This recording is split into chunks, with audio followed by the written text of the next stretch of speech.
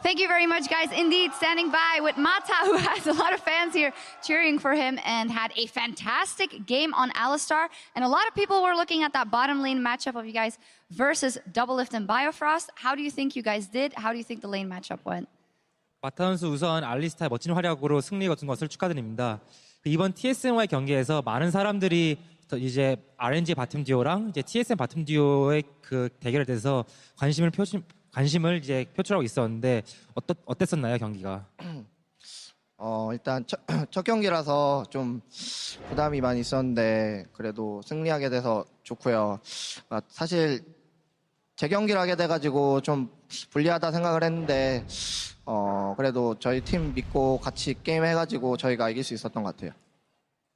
Because it was our first game of the tournament, we were really worried and pressured, and also the remake also, I thought that it would have some kind of negative influence on us. But I'm glad our teammates were able to group together once more, and I'm also glad that we were able to win.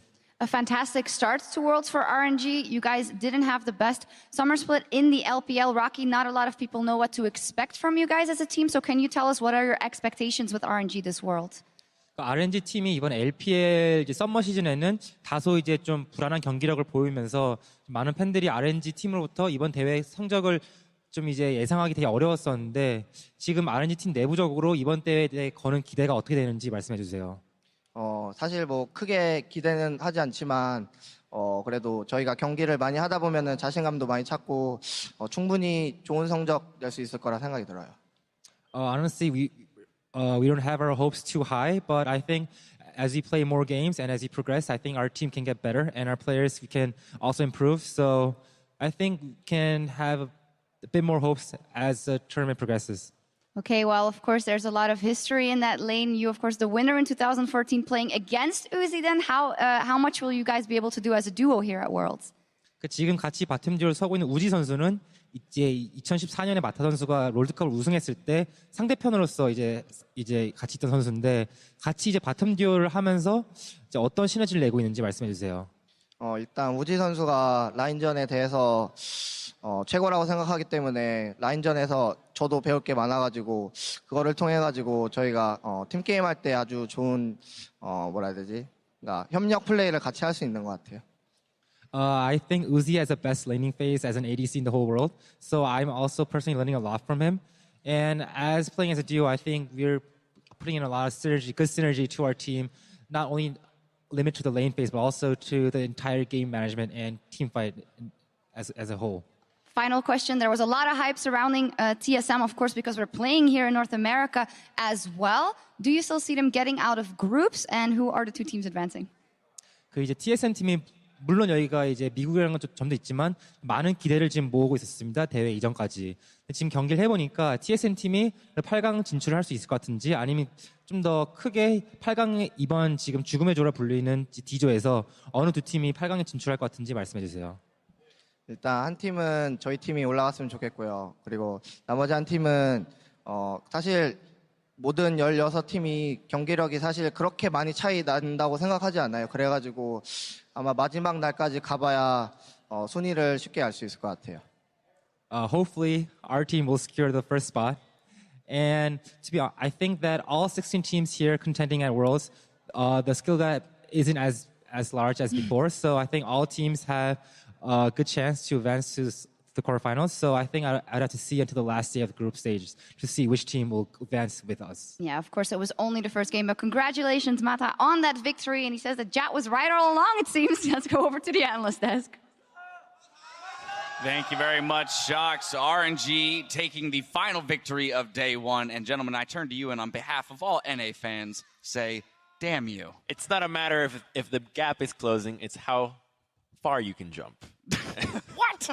What is that? I don't understand what that is. Nailed it. No. All right, but talk to me because all three of you predicted the TSM victory here going into this sixth game. And, of course, that's not what happened. Although they did have a pretty dominant early game, especially Svenskeren. I mean, start of the day, Europe lets me down. 0-2 in predictions. I turn to the crowd. They're wrong, and they start leaving. Yeah, look, they've all evacuated. I feel this is my childhood all over again. Everybody keeps leaving me. Well, Papa's right here. I'm right here next to you. Look, we all predicted TSM to take it down, but as Jat was saying, this wasn't an 80-20. This wasn't a 70-30. This was a, where's RNG at? And the answer was, as you know, especially the LPL caster on the desk, Spawn, was saying, controlled, smart, not over pursuing for fights. And this was just a different RNG. And suddenly, the texture of this Group D, the Group of Death, it's all up to play for. And we'll get to see it in the replay, but I really like the moment where RNG was finally able to grab a hold onto the game by really, I think, reading onto what TSM's plan was. If you saw them from the regular season, you know that they're very predictable in how they invade. They will always contest pretty much every single buff, and we saw that in the beginning, contesting red, blue buff over and over and over, even picking up a kill on MLXG, greeting out for the blue buff, as Crepo had mentioned, but they were able to actually do it well and get a lot of kills out of that. So now, before we get to that moment that you're talking about, I do want to take a second to recognize a player who individually played like a monster in Svenskeren on that Lee Sin. We saw with the remake, they opted to first pick it, and he went off on this champion. I mean, just he understands what it means to hold your Q until the right time. In this exchange, he waited for Hecarim to go over the wall. In a later exchange, he'll wait to use his Q to get close enough so that the Orianna Pal can get on top of him and he can travel the wall there. Like, he's just so smart. The fact that here again, you know, he's like, should I path down? No, because then I endanger a 2-man ulti. So instead he's going for the 1-man escape here into dash to dodge the Hecarim ulti. Not only does he drag Hecarim away from his teammate, the impending collapse here, this is the beauty. Holds Q, gets the ball on him, then follows after flash, and that combo. Ooh. My favorite part is the fact that he walks up onto the brush. You recognize that Cassiopeia is looking to flash over, that she's looking to use the ultimate away, and you position yourself away from the Orianna so that either the ult hits one or the other, and she's basically doomed to die. Yeah, it was absolutely fabulous play out of him, but as you mentioned, not enough. Because with this early game pressure, with the lead that was built in the top lane, and that 40 CS lead in the mid lane, RNG, they found their time to strike 19 minutes into the game around the Dragon Pit, 4 for 1 in favor. That's exactly what I'm talking about. They're going for the blue buff invade, but Mara sees the opportunity right from the get-go, and just a beautiful chain of CC onto the Rumble ultimate. And TSM, instead of abandoning this situation, which is a clear 4v5, they keep going in and they try to take this fight, and it's not going to work out for them. And this has always been RNG's forte. This team fighting, the decisiveness, just pull the trigger and go. The problem is that they had some issues in the setup before that. Like, when we say macro, we mean map movements, we mean objective setups, we don't mean when to fight.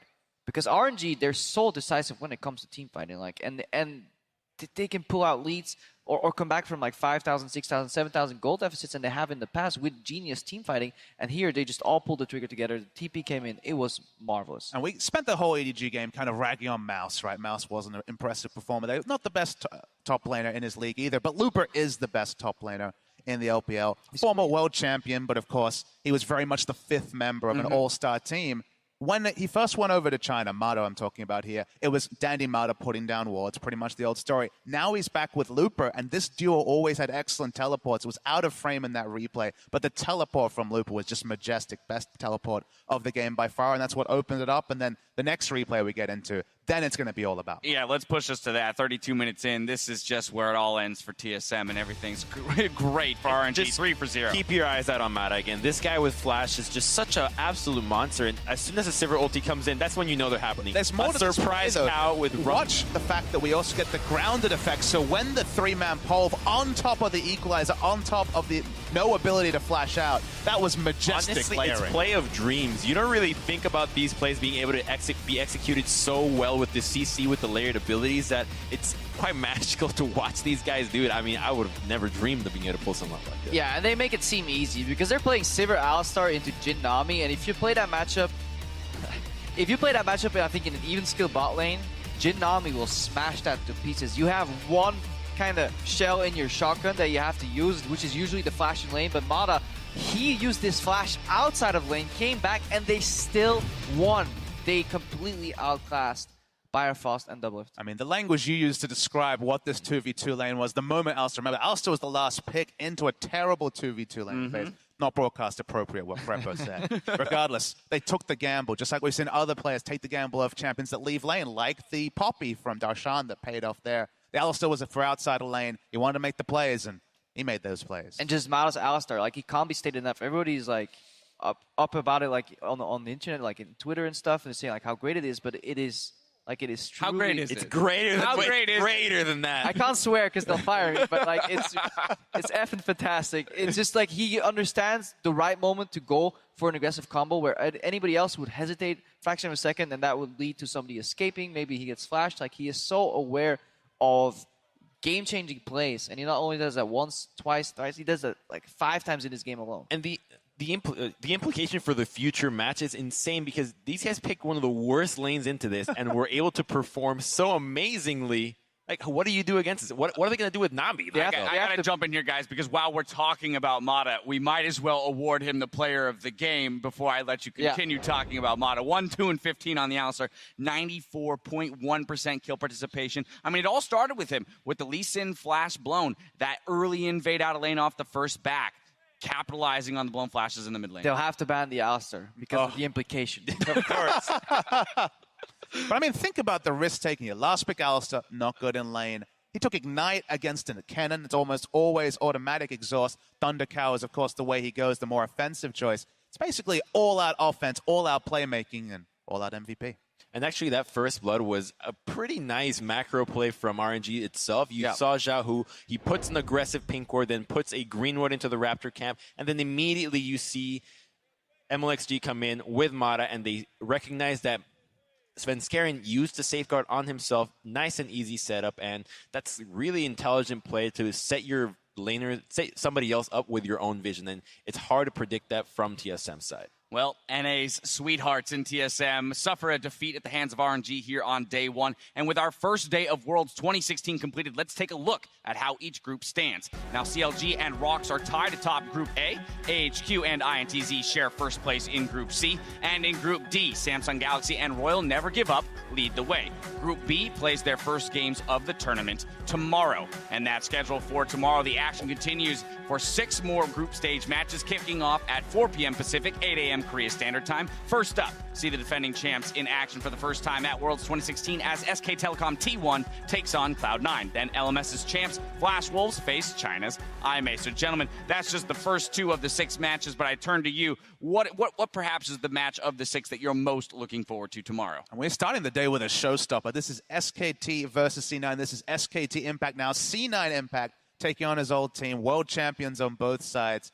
This is one that sells itself. Super hype. It's going to be a fantastic cast, too, I've been told.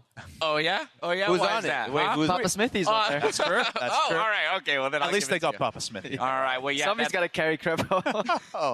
Oh, that was such a downer way to end the note. Tell me something happy, Crumbs. NA won more than you. There it is. All right, well, be sure to stick around after the show for a look at all the day's action as Riv sits down with Jat and Officio in an all-new Worlds tonight. That's going to do it for us, though. So on behalf of myself, the casters, and everyone here in San Francisco, thank you for joining us on opening day of the 2016 World Championships, and we'll see you back here tomorrow as as the competition continues.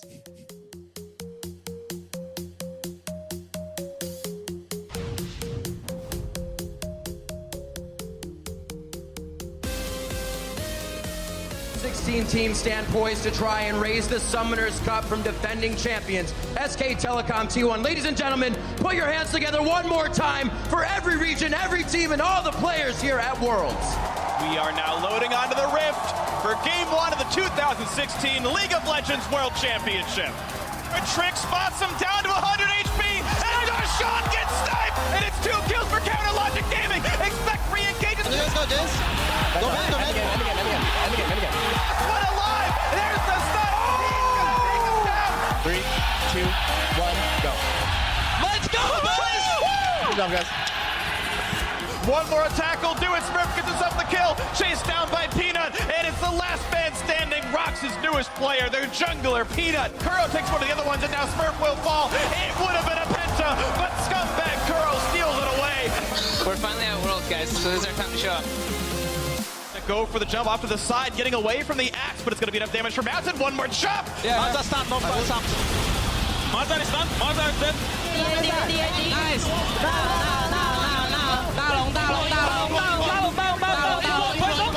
That is an ace. That's going to be Baron and AHQ with a significant lead. Flash for flash. Oh, God! Kobe's down. A new challenger appears. Kobe's looking for more. Flash away. Mickey saves Kobe. Nice.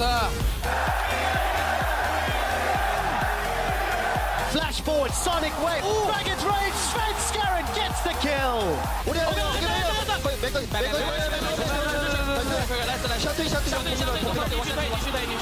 MLXG's not done. Mata finds double and Uzi gets the triple kill. RNG destroy the hometown heroes. Nice, cara. Dá pra levar isso aqui? Vamos. Eu vou roubar o Dragon. Levamos tô pressionando aqui, eu tô pressionando aqui. Micah's on 200 HP. Roland. Oh, no! Yang gets a goal!